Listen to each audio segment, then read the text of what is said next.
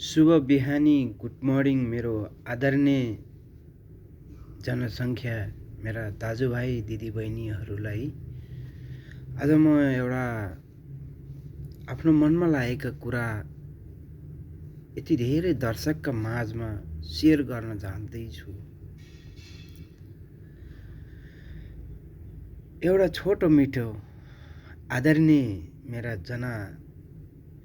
साथी दिदीबहिनीहरूलाई एउटा छोटो कथा लेखी आएकी छु।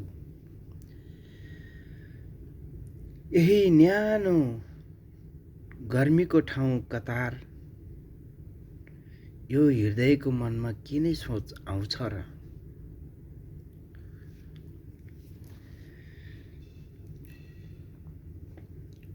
मेरो मनकै कथा, ढुकढुकीको कथा सुन्नुहोस् है त।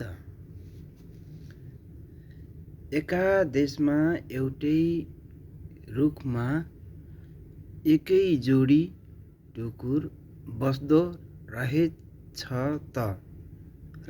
त।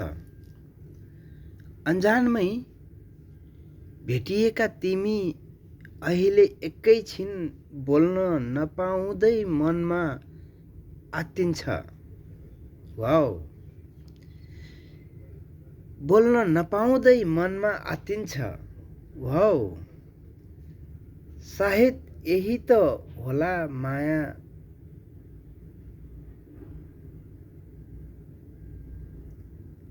हजुर सपना बीच एउटै सपना छ।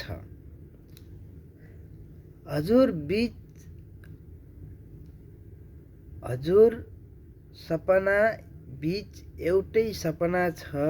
जिन्दगीभरि तिमीसँगै रहने माया जिन्दगीमै छ। जतिसुकै कठिन भए पनि कटाउने छु तिमीसँगै माया।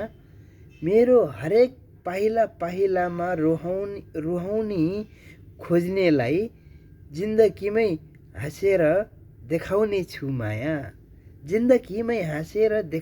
माया।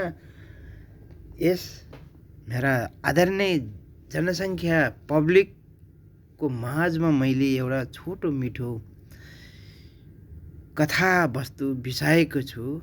जानी नजानी सुनिदिनुहोला र लाइक, कमेन्ट, सेयर गर्न नभुल्नुहोला है। म आदरणीय जनसङ्ख्यामाथि धेरै भरोसा राख्ने मान्छे।